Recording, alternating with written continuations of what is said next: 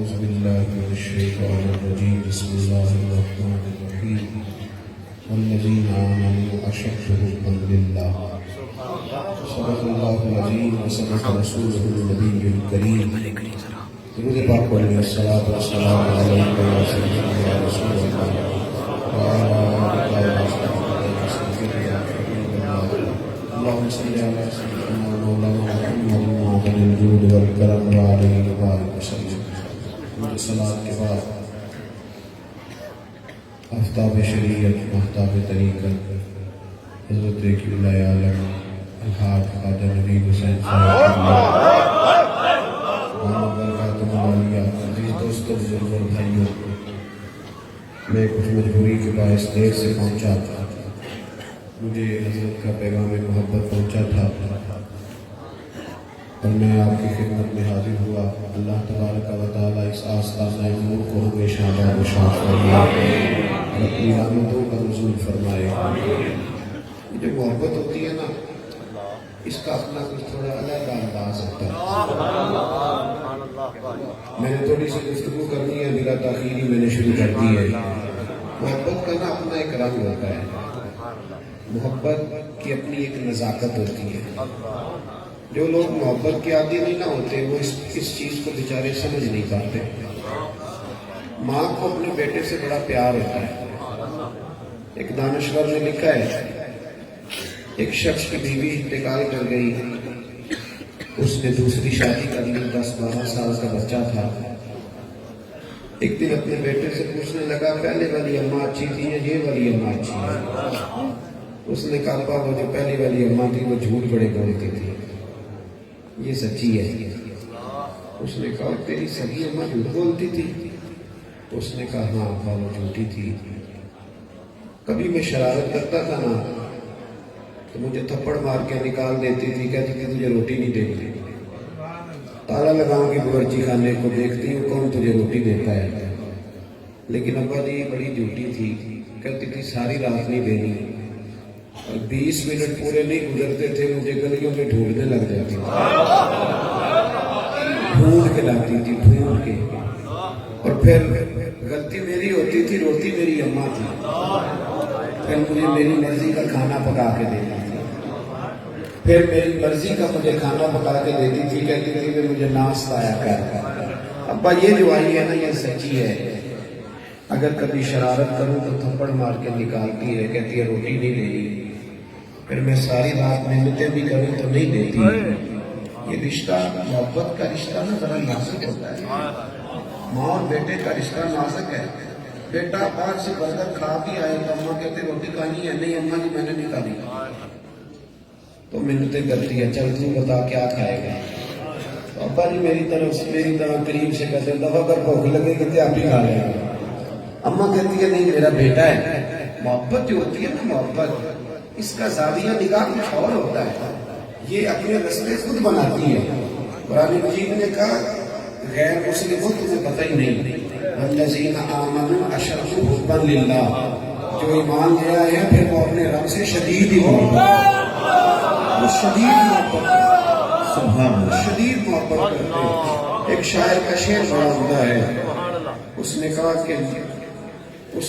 تھا عشق ایک بھوگ ہے، تو میں نے کہا تجھے عشق ہو خدا کرے، پھر کوئی تجھے اس سے جدا کرے، پھر تو اسے تسبیحوں پہ پڑا کرے، پھر تو گلی گلی پھرا کرے، تو اسی کا نام جپا کرے، پھر میں کہوں کہ عشق ایک بھوگ ہے اور تو نہیں کہا کرے.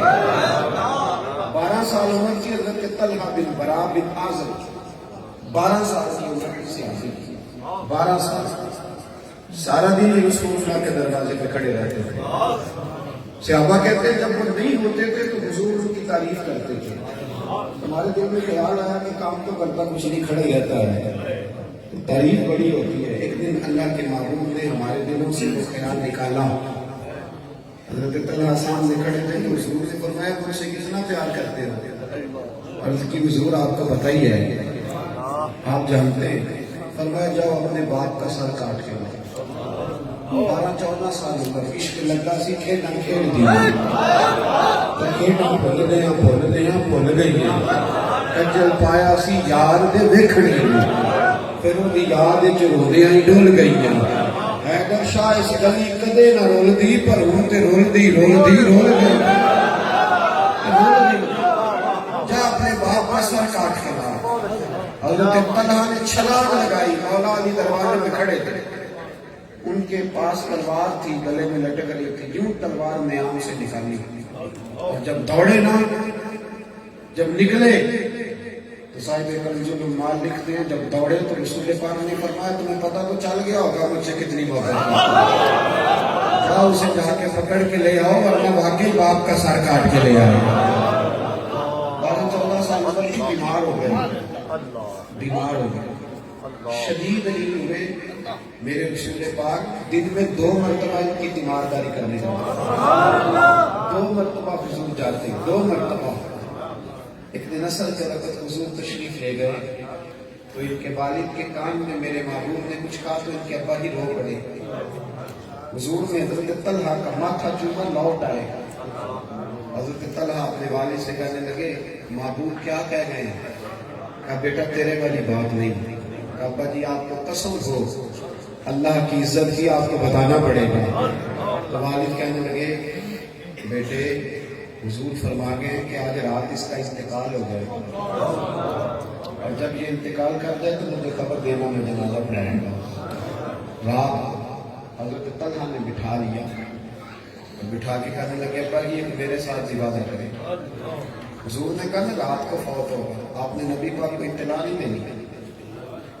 बेटे क्यों वो तो कह गए अब्बा जी नहीं इत्तला देनी क्यों फरमाने लगे रात के वक्त अगर हुजूर उन गलियों से गुजरे जिनमें यहूदी रहते हैं तो वही मेरे नबी को तकलीफ दे तो ये मुझे गवारा ही नहीं खेला खेल दी खेला भुल गई कंजल पाया सी याद दे देखने पर ਉਹਦੀ याद ਵਿੱਚ ਰੋਂਦੇ ਹਾਂ ਡੁੱਲ ਗਈਆਂ हैदर शाह इस गली कदे न रुलदी पर हुण ते रुलदी रात पे इंतकाल हुआ जनाजा पढ़ के वालिद ने दफन कर दिया सारा कुछ जानने वाले रसूल सुबह आके पूछते हैं मुझे बताया क्यों नहीं सारा कुछ जानने वाले क्यों नहीं बताया इसलिए कि लोगों को पता चल जाए इश्क का जारिया नजर कुछ और होता है ये मसला जरा नाजुक होता है बताया क्यों नहीं अर्ज की हुजूर वो कह गए थे मेरा जनाजा कोई और पढ़ा दे पर मेरे रसूल को तकलीफ नहीं होनी चाहिए कोई और पढ़ा दे महबूब पाक ने फरमाया चलो फिर मुझे बताओ उसकी कब्र कहाँ है बताओ ना चलो ना मेरे साथ यार नसीब को देखो सारा जमाना गुंबद खजरा पे गुंबद खजरा वाले रसूल गुलाम की कब्र पे महबूब तशरीफ लाए बहुत बड़ी बात कर गए थे बुजुर्ग बहुत बड़ी बात कह गए थे पाक मरम दे कब्र मेरी ते मेरे अतीरा जे कर पाने फेरा ते कब्र दे विचों हड्डियां उठ के मुजरा कर सकतेरा आप सही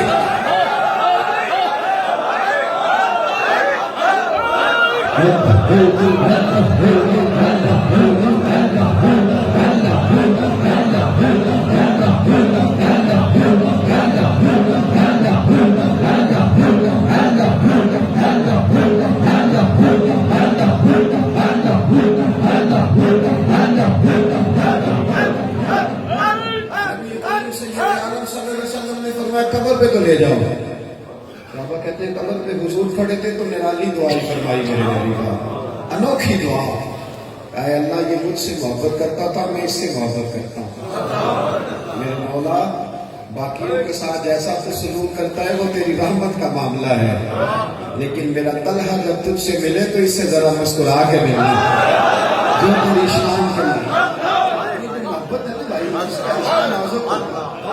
इसका रिश्ता नाजुक होता है लोग इस हजरत उस्मान गनी शहजादे थे जल्दी पुश्ती रईस आज़म थे अमीर बाप के बेटे एक सफर पे गए 4 दिन के बाद आए मस्जिद नबवी में नमाज पढ़ी हजरत बिलाल के पास होके कहने लगे बिलाल हुजूर के चेहरे पे कुछ कमजोरी से देख रहा हूँ हजरत बिलाल रो पड़े कहने लगे घर जाके पता करो گھر آئے, دروازے پہ دستک دی, سیدہ عائشہ صدیقہ پردے کے پیچھے سے بولی, کون ہے؟ عرض کی, اماں جی غلام عثمان آ گئے. حضور کے پیچھے نماز پڑھی ہے تو کچھ نکاحت سی بظاہر محسوس ہوئی ہے. حضرت عائشہ رو پڑی, کہنے لگی 4 دن ہو گئے نبی پاک نے سوائے کھجور کے کچھ نہیں کھایا. 4 دن ہو گئے, یہ 2 جہاں کے شاہ ہیں, پاس کچھ رکھتے نہیں, 2 جہاں کی نعمتیں ہیں ان کے خالی ہاتھ میں. حضرت عثمان غنی شہزادے کبھی پانی کا پیالہ بھی اٹھ کے اپنے ہاتھ سے نہیں پیا. 20 ملازم کام کرنے والے, عثمان غنی خود گئے گھر, کھانے پینے کا سامان اپنے کندھے پہ رکھا, حضور کے گھر کی طرف چلے. غلام کہنے لگے مجھے دے دے, فرمایا نہیں بھائی یہ میری نوکری ہے, یہ میں ہی کروں گا. خود آیا. حضرت عائشہ صدیقہ سے کہا, ماں جی ذرا پردہ نہیں کر لیتے؟ حضرت عائشہ کہتی ہے میں دوسرے حجرے میں چلی گئی. عثمان شہزادہ رئیس اعظم اور مصطفیٰ کے سر میں جھاڑو لگایا. پھر عثمان غنی نے آگ جلائی, پھر حضرت عثمان غنی نے کھانا پکایا. اماں جی فرماتی ہے جب عثمان آگ میں پھونکے مارتے تھے تو ان کی داڑھی سے دھواں نکلتے ہوئے میں دیکھ رہی تھی پردے کے پیچھے. پھر عثمان غنی نے روٹیاں پکائی, اور پھر جب روٹیاں پک گئی نا تو حضرت عثمان نے دسترخوان لگایا. مسجد نبوی میں جا کے عرض کی, محبوب اگر مہربانی کرو تو گھر نہیں آتے؟ حضور تشریف لائے.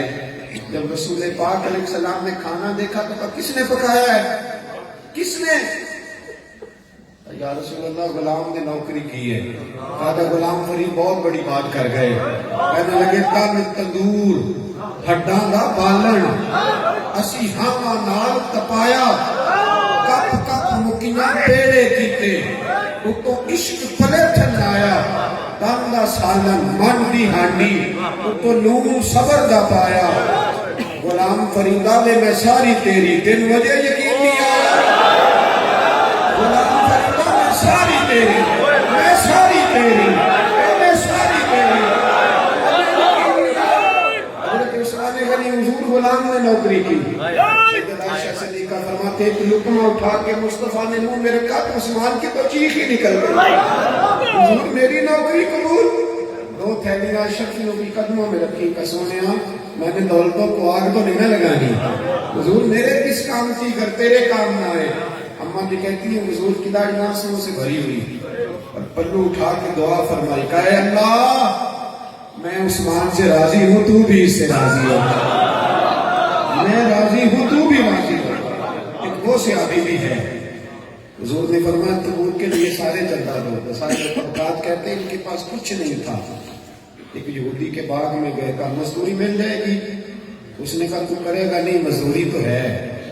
کہا نہیں میں کروں گا. آج محبوب نے کہا سارے حصہ ڈالے, کروں گا. کیا مزدوری ہے؟ کہنے لگا وہ میرا کنویں کے گرد گھومنے والا گدھا مر گیا ہے, اگر گلے میں پٹا ڈال کے ساری رات گھومو تو مزدوری مل جائے گی. فرمانے لگے میں تیار ہوں. محبت کا رنگ ہی بڑا نرالا ہے. پٹا ڈال گیا, ساری رات گھومتے رہے, جہاں پٹا تھا وہاں سے خون نکلنے لگا. اس نے چند کلو کھجوریں دی, گھر آئے, کپڑے بدلے, خون آلود کپڑے اتارے, اور اتار کے لباس بدل کے کھجوریں لے کے فجر کے وقت مسجد میں گئے نا تو کہتے ہیں محبوب دروازے پہ تشریف فرماتے ہیں. پہلے بھی میں جاتا تھا, آج گیا تو رسول پاک اٹھ کے کھڑے ہو گئے. حضور نے سینے سے لگایا, سینے سے لگایا. یہ تو چڑھے آؤتے دار بھی نہیں, یہ تو وگیا عشق بازار بھی نہیں, ایڈا سستا سودا پیار بھی نہیں, ایڈا سوکھا لبدا یار بھی نہیں. کئی جنگل گانے پیندے نے, کئی دوزخ لنگنے پیندے نے, جو اس ملوں بھی مل جاوے اے تو سستا ہور بپار بھی نہیں. کچھ سمجھ نہیں آندی لوکاں نو وہ کادے نال شہید کرے, کچھ سمجھ نہیں آندی لوکاں نو وہ کادے نال شہید کرے. ڈٹھی یار دے ہاتھ تلوار بھی نہیں, پر دا خالی جاندہ وار بھی نہیں.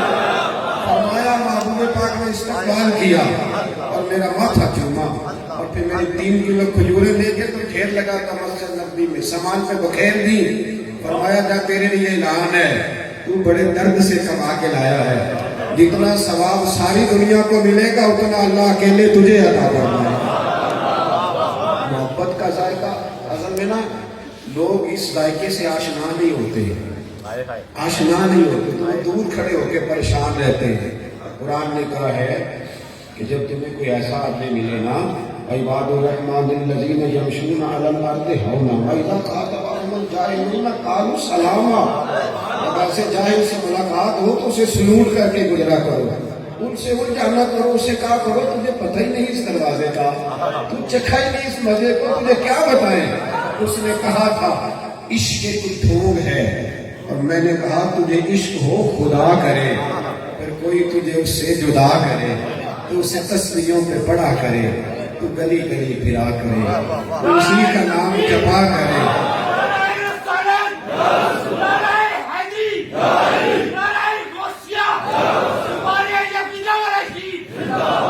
تو گلی گلی پھرا کرے، تو اسی کا نام جپا کرے، اسے تسبیحوں پہ پڑھا کرے، پھر میں کہوں کہ عشق کی ٹھونگ ہے، اور پھر تو نہیں کہا کرے۔ بس ایک کام کرنے کی ضرورت ہے، فیضان محبت عام کرنے کی ضرورت ہے، اس پیغام کو نا آگے کی طرف بڑھائے۔